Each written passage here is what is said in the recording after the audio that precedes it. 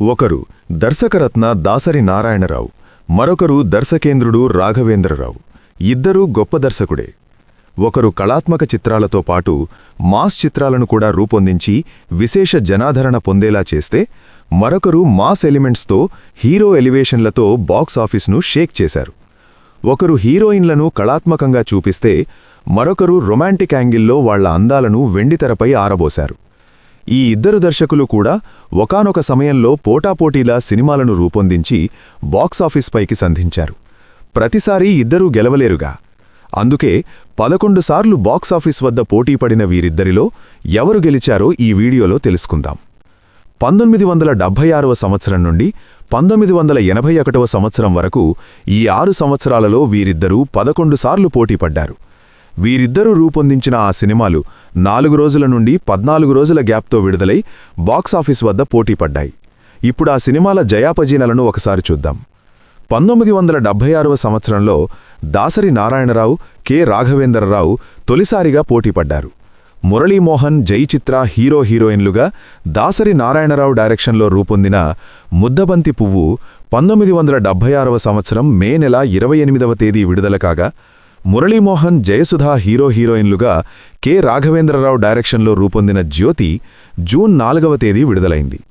ముద్దబంతి పువ్వు విడుదలైన సరిగ్గా వారం రోజులకు జ్యోతి విడుదలైంది. దాసరి నారాయణరావు, రాఘవేంద్రరావులు బాక్సాఫీస్ వద్ద తొలిసారిగా తలపడిన ఈ పోటీలో రాఘవేంద్రరావు పైచేయి సాధించారు. దాసరి తీసిన ముద్దబంతి పువ్వు యావరేజ్గా ఆడగా, రాఘవేంద్రరావు తీసిన జ్యోతి సూపర్ హిట్గా నిలిచింది. వీరిద్దరూ కలిసి రెండవసారి 1977వ సంవత్సరంలో పోటీపడ్డారు.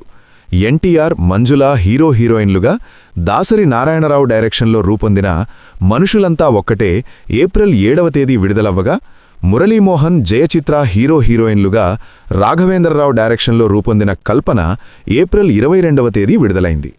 మనుషులంతా ఒక్కటే విడుదలైన సరిగ్గా 2 వారాలకు కల్పన విడుదలైంది.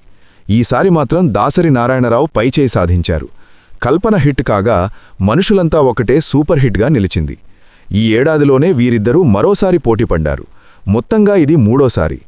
ఎన్టీఆర్, జయప్రద హీరో హీరోయిన్లుగా రాఘవేంద్రరావు డైరెక్షన్లో రూపొందిన అడవిరాముడు ఏప్రిల్ 28వ తేదీ విడుదల కాగా, నరసింహరాజు, శ్రీవిద్య హీరో హీరోయిన్లుగా దాసరి నారాయణరావు డైరెక్షన్లో రూపొందిన కన్యాకుమారి మే 6వ తేదీన విడుదలైంది.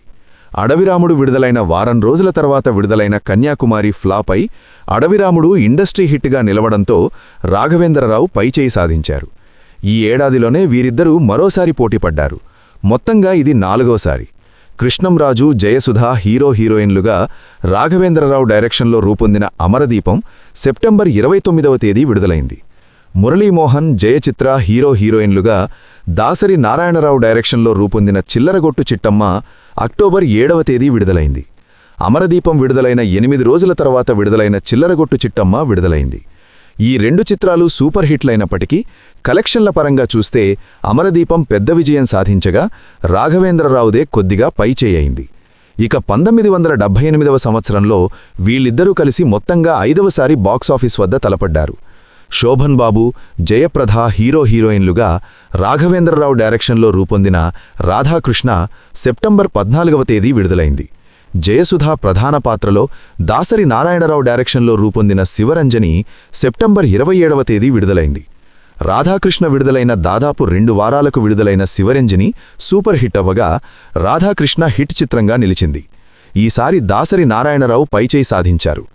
1979వ సంవత్సరంలో వీరిద్దరూ కలిసి 6వసారి బాక్సాఫీస్ వద్ద తలపడ్డారు. ఎన్టీఆర్, జయసుధ హీరో హీరోయిన్లుగా రాఘవేంద్రరావు డైరెక్షన్లో రూపొందిన డ్రైవర్ రాముడు ఫిబ్రవరి 2వ తేదీ విడుదలై సూపర్ డూపర్ హిట్ అవ్వగా, సరిగ్గా 2 వారాల తర్వాత దాసరి నారాయణరావు డైరెక్షన్లో ఏఎన్ఆర్, జయచిత్ర, లతా హీరో హీరోయిన్లుగా రూపొందిన రావణుడే రాముడైతే ఫిబ్రవరి 16వ తేదీ విడుదలై ఫ్లాప్గా నిలిచింది. ఈసారి రాఘవేంద్రరావు పైచేయి సాధించారు. 1979వ సంవత్సరంలోనే వీరిద్దరూ మరోసారి తలపడ్డారు. మొత్తంగా ఇది 7వసారి. చంద్రమోహన్, జయసుధ జంటగా రాఘవేంద్రరావు డైరెక్షన్లో రూపొందిన నిండు నూరేళ్లు నవంబర్ 14వ తేదీ విడుదలైంది. ఘట్టమేని రమేష్ బాబుతో దాసరి నారాయణరావు రూపొందించిన నీడ నవంబర్ 29వ తేదీ విడుదలైంది. నిండు నూరేళ్లు విడుదలైన వారం రోజుల తర్వాత విడుదలైన నీడ హిట్ అవ్వగా నిండు నూరేళ్లు యావరేజ్గా ఆడింది. ఈసారి దాసరి నారాయణరావు పైచేయి సాధించారు. ఆ తర్వాత వీరిద్దరూ కలిసి 1980వ సంవత్సరంలో మొత్తంగా 8వసారి పోటీపడ్డారు. ఏఎన్నార్, సుజాత, జయసుధ హీరోయిన్లుగా దాసరి నారాయణరావు డైరెక్షన్లో రూపొందిన 7 మేడ జనవరి 11వ తేదీ విడుదలైంది. కృష్ణ, జయప్రద హీరోయిన్లుగా రాఘవేంద్రరావు డైరెక్షన్లో రూపొందిన భలే కృష్ణుడు జనవరి 14వ తేదీ విడుదలైంది. 7 మేడ విడుదలైన 3 రోజుల తర్వాత విడుదలైన వలయ కృష్ణుడు యావరేజ్గా ఆడగా 7 మేడ సూపర్ హిట్గా నిలిచింది. ఈసారి దాసరి నారాయణరావు పైచేయి సాధించారు. ఇదే సంవత్సరం వీరిద్దరూ మరోసారి పోటీపడ్డారు. మొత్తంగా ఇది 9వసారి.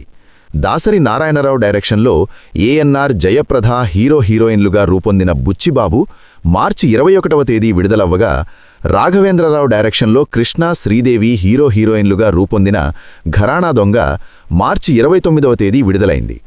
బుచ్చిబాబు విడుదలైన సరిగ్గా 8 రోజుల తర్వాత విడుదలైన ఘరానా దొంగ హిట్ అవ్వగా బుచ్చిబాబు యావరేజ్గా ఆడింది. ఈసారి రాఘవేంద్రరావు పైచేయి సాధించారు. ఈ ఏడాదిలోనే వీరిద్దరూ మళ్లీ పోటీపడ్డారు. మొత్తంగా ఇది 10వసారి.